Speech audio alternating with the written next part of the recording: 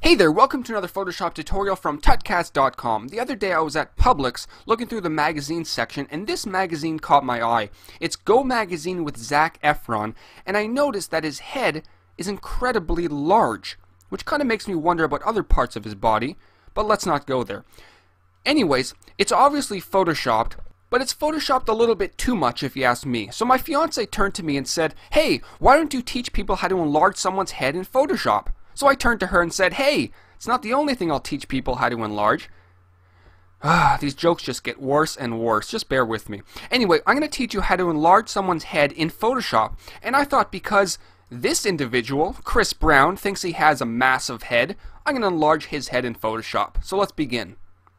It's actually a pretty simple process which can be done in a few ways, but you have to have certain photos. Only certain photos will work. And I decided to choose a male model, or a male woman beater, because it's a lot easier on the hair. There's not much hair to select. I'll probably do a tutorial later on how to select female hair. It's a lot more complicated, but let's begin.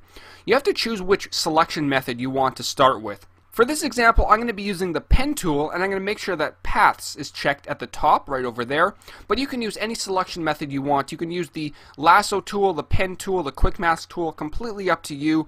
It's all about personal preference. So I'm going to go ahead and make the selection of his head and his jawline. I'm going to leave out the neck area right in there. So I'm going to begin, and I will see you once I've made the selection. So here we go. I've completed my path, and to make a selection from the path, I'm going to right click on the path and then click on Make Selection.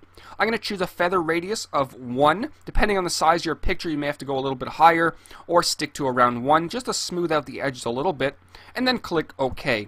And there we have our selection. And from here it's actually very simple. I'm going to hold down Command or Control and press T to bring up our transform tools.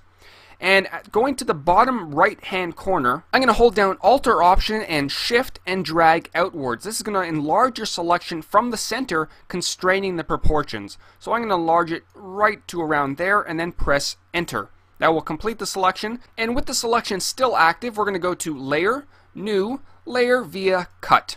That will separate the selection from the actual background layer, as you can see here, allowing us to edit both layers individually, just like this.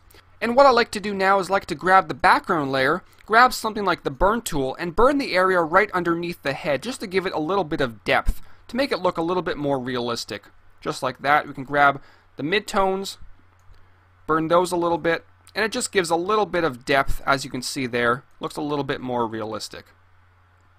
So there we go, we've enlarged someone's head in Photoshop. It's actually a pretty simple method. You can do it with most photos. It's a little bit more difficult with female models, but it can be done as well. Here's the original, and here is the new.